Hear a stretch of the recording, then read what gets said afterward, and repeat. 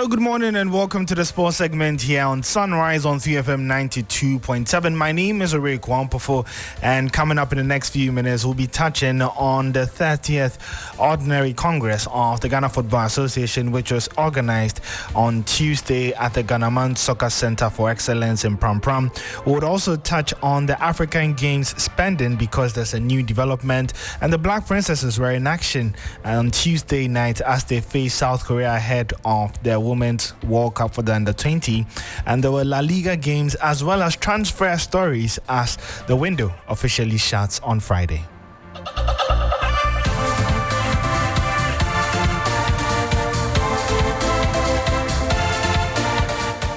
Well, we begin straight here from Ghana and talk about the 30th Ordinary Session of the Ghana Football Association Congress, which was held on Tuesday at the Ghana Soccer Center of Excellence in Pram Pram. Now, this is the highest decision-making mandatory event of the GFA that reviews and closes the just-ended season and officially opens the door for the upcoming season.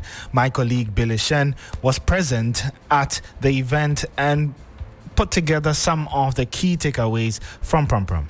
Earlier, Owuraku, who is the president of the Ghana Football Association, announced that the GFA expended 2,006,000 Ghana cedis as prize money to the various divisions. Also, it was mentioned that in a bid to improve the integrity of the league, there is an integrity form which has been brought by the Ghana Football Association. The executive council members have already signed the integrity form and is expected to be passed on to affiliates of the Ghana Football Association, including footballers, and there will be sanctions if these integrity forms are not signed. The Ghana Football Association are looking to improve it even further by bringing 2 new natural grass pitches to this facility here in Pram Pram, kind courtesy of the FIFA forward. The Ghana Football Association has announced that they are appointing 10 referees, 5 male, 5 females, on the payroll of the Ghana Football Association, and so they will be paid every single month to discharge their duties as referees in Ghana football. Ashanti Gold is one of the biggest clubs in Ghana football, but they were suspended indefinitely last year by the GFA due to a betting scandal that happened in 2021. Now, fans of Ashanti Gold came all the way from Obuasi to Pram Pram earlier before the start of the Congress to beg the Ghana Football Association to reverse that suspension, to lift that suspension from the club so they can have an opportunity to compete once again and play football. However, this was not discussed as part of the agenda in the Congress, and so the suspension still stands and Ashanti Gold remains suspended. The next major thing on Ghana football landscape is the Ghana Premier League, which is expected to start on the 6th of September this year. 18 teams will be battling for the trophy that was won by Samatex just last season. Billy Shen, Pathway Sports, from the Ghana Soccer Center of Excellence in Pram Pram. Well, that was my colleague Bill, but let's go on to some further details from Congress. And President of the GFA, Owuraku, also announced that no betting company has been authorized to offer out on the Ghana Premier League. The GFA's legal team is preparing to address betting companies that continue to include GPL matches in their offerings. That betting companies have become key partners in the development of football, not only in Ghana, across the globe. They bring in money. And it's very, very important for all of us to find legal ways of coexisting. It's pertinent to also state that the GFA has not licensed any betting company to take odds on our games. We intend to take betting companies placing odds on our games head on. No betting company in Ghana has been licensed by the Football Association of Ghana to take odds on our games. And we are going to empower our legal department, working with all the legal brains to confront this issue head on. So that was Owuraku. But moving on to other stories, Youth and Sports Minister Mustafa Yusuf urged the GFA to prioritize transparency, fairness and development. He commended the GFA's policies on prioritizing the inclusion of women in sport. I would like to commend the Ghana Football Association for its forward-thinking policy of including more women in our football ecosystem. By offering free coaching licenses to women and ex-footballers, this initiative is not just about promoting gender equality, but it's a bold step towards ensuring that the future of Ghanaian football is inclusive and diverse. It empowers women to take up leadership role and contribute their unique perspective to the growth of the sports we all love, football. Meanwhile, Executive Council member Randy Abe reviewed the GFA is very much focused on increasing the quality of officiating ahead of the new season.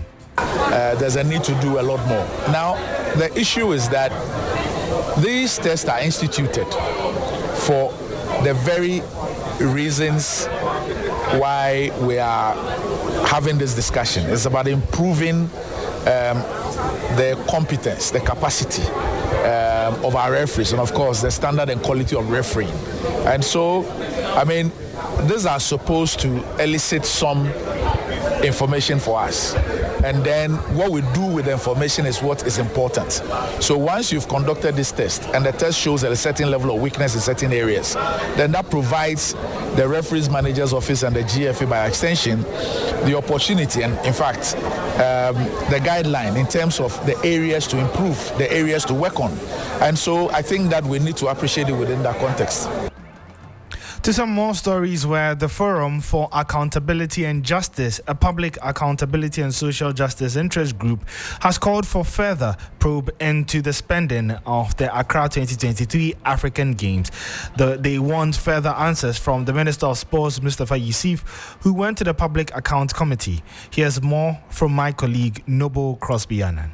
The areas of interest include the areas of vendor selection and the procurement processes, contract awards and payment to vendors, quality and delivery of services and goods, as well as potential conflict of interest and favoritism. There's also an issue of compliance with financial regulations and laws. There are specific areas of concern. You mentioned the Ghana Broadcasting Corporation payment of the $3.6 million that was later revised to somewhere $105,000. There's also concerns about food expenditure. We know that $10 million was expended for the participants, about 5,000 of them, for 18 days. So they want to know who was given the contract, breakdown of the cost per participant per day, and the quality of the delivery of food that they received. The issue about media accreditation was also mentioned.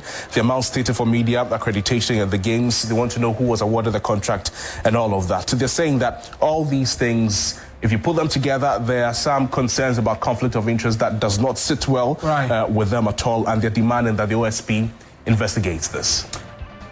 So that's a developing story that we'll definitely keep an eye on here on 3 Sports. But as we eagerly anticipate the officials opening ceremony of the Under-20 World Cup, the Ghana's Black Princesses have also been preparing for the tournament. Now, they drew 2-2 with South Korea in their second friendly ahead of the Under-20 Women's World Cup. The match, held at Centro Deportivo Chocuenza in Bogota, Colombia, followed a goalless draw against Mexico. South Korea took the lead in the 16th minute with a penalty, but Stella Nyamecha equalized for Ghana. Jennifer Owusua then put Ghana ahead in the second half before South Korea leveled again with another penalty. Both teams used the game as preparation for the tournament that starts on August 31. Ghana is in Group E with Japan, New Zealand, and then Austria. So we're bringing you update from the camp as well. But let's do some transfer stories and start here from Ghana, because Bernard Somoa, an 18-year-old winger from Asante Kotoko, has joined RC Celta Fortuna, that's Celta Vigo's reserve team, on a season-long loan with an option to buy. After scoring 22 goals at Afija, Liberty, and impressing at Asante Kotoko, Somoa earned a spot in the Ghana's under-20 team. His strong preseason, including a goal against BBN Gold Stars, boosted his reputation. This move to Spain's third tier marks a key step in his career. Sports analyst Nathaniel Ejejesi provides insight into what it means for both the club, that's Kumasi Asante Kotoko, and the player. Of course, if this move becomes permanent, the windfall, monetary windfall will be incredible, and that could put the club in a very financially stable position. And of course, for the club, we know in the last year the club is being managed by the life patron and owner, and so if this move becomes permanent and he sees that indeed if the investment is done right, put in the right places, he can recoup it. I'm sure that would be very, very important for him. So for the club, it's a big statement that yes, we want to win titles, we want to challenge on the continent, but if there is a decent move for the player that will benefit both the player and the club won't hesitate to let that go through. And so it will be interesting to see how that pans out in the next few years. But I'm sure it's a move that many youngsters would look at and say, oh, okay, now we can pride ourselves in playing for Kotoko and also get to make some of these moves into Europe, which many of these youngsters look out for when they are making decisions on where their future lies. Well, we still stay with Ghanaian players and take a look at a few of them who are in action abroad.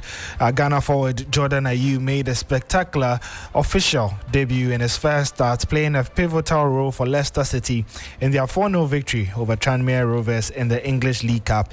Ayew, who recently joined the Foxes from Crystal Palace, demonstrated his value with an impressive goal and an assist during the match.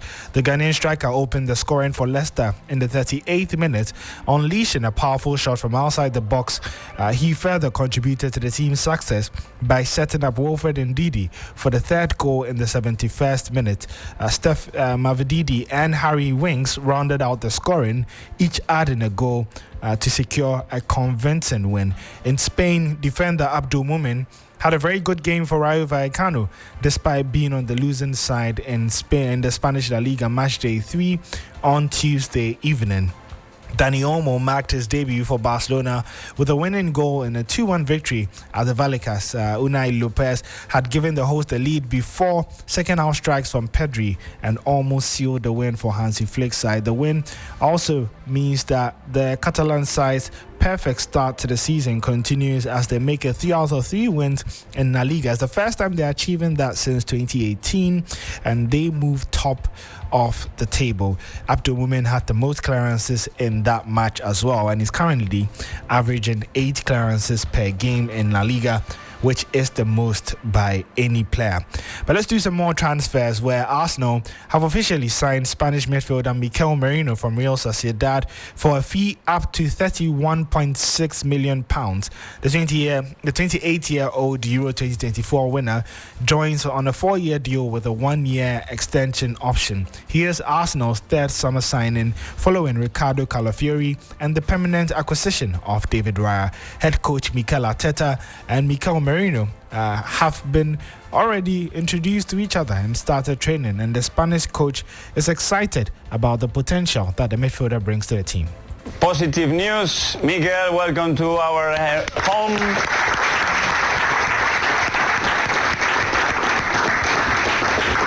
We are all responsible for everybody, for everything. Means that we have to tell him straight away how we live, how we talk, what is our language, what we expect from each other, and he can adapt as quick as possible to our team. Would you like to say something? Thank you all for the warm welcome. I'm very happy to be here with all of you. I'm just excited for this season. Hopefully we can keep doing big things as you guys are doing. Just thank you. And so that was new Arsenal signing speaking there. But let's do some more transfers. Manchester United have begun initial talks to sign Raheem Sterling from Chelsea. The 29-year-old's future at Chelsea is uncertain, with manager Enzo Maresca hinting at limited playing time. While the deal isn't certain, United's sporting director Dan Ashworth is keen to explore the opportunity. Chelsea, on the other hand, may consider Jadon Sancho as part of the discussions. More details are available from Sky Sports Cover, who has been speaking on the transfer. Well, we've been talking about Ivan Toney this afternoon as well. I think we need to talk about Raheem Sterling and Jadon Sancho, because the latest information we have is that Chelsea would be open to selling Raheem Sterling to Manchester United and buying Jadon Sancho from Manchester United. Of course, it all depends on if Raheem Sterling wants to go to Manchester United and if Jadon Sancho wants to move to Chelsea. If Sterling wants to go to United, and Sancho wants to come to Chelsea, then that is something that Chelsea would consider. But at the moment, we're being told that it would have to be a deal where Chelsea sell Sterling and buy Sancho. And so that's the latest there from Bournemouth, and that's actually Manchester United and Chelsea with their discussions on Raheem Sterling. There's also Kepa, who's moving from Chelsea to Bournemouth. But let's head to the US Open before we wrap up, where Emma Raducanu fell to Sofia Kenin 6-1, 3-6, 6-4 in the US Open first round, her third straight exit since her surprise 2021 title. After limited pre-tournament play, Raducanu expressed a desire for more match practice before future slams. In other games, Naomi Osaka made an impressive comeback at the US Open, defeating 10th seed Jelena Ostapenko 6-3, 6-2 in the first round. The two-time champion, who missed last year's tournament due to childbirth, was visibly emotional after her swift 63-minute victory. This win marks Osaka's return to the Grand Slam competition following her the birth of her daughter. It's a good time to hear from her. I mean, it was stressful. She was hitting some really good shots, and I just told myself, like, keep going, keep fighting for every point, and maybe you'll have an opportunity. And eventually I did, but then I looked up and then I saw so many faces, so I was like, whoa. And so that was Naomi Osaka there, very excited about her performance. In the men's division, world number one, actually in the women's division still, Iga Swiatek also made a very impressive victory, although she had to work hard against Kamila Rakimova in the first round of the US Open. Swiatek wasn't at her best, but eventually won 6-4, 7-6, a victory that took under 2 hours at the Arthur Ashe Stadium. Now in the men's division, top seeds Yannick Sinner and Carlos Alcaraz faced challenges in their US Open openers, but eventually advanced. Sinner, recently cleared of doping allegations, rallied to beat McDonald 2-6, 6-2, 6-1, 6-2. Alcaraz defeated qualifier Lee 2, 6-2, 4-6, 6-3, 6-1. Stefanos Tsitsipas lost in the first round, whilst Daniil Medvedev won his opener. That's how we wrap up the sports segment here on Sunrise on 3FM 92.7. My name is Owuraku Ampofo. We'll be back again tomorrow, same time, to bring you all the updates in the world of sport.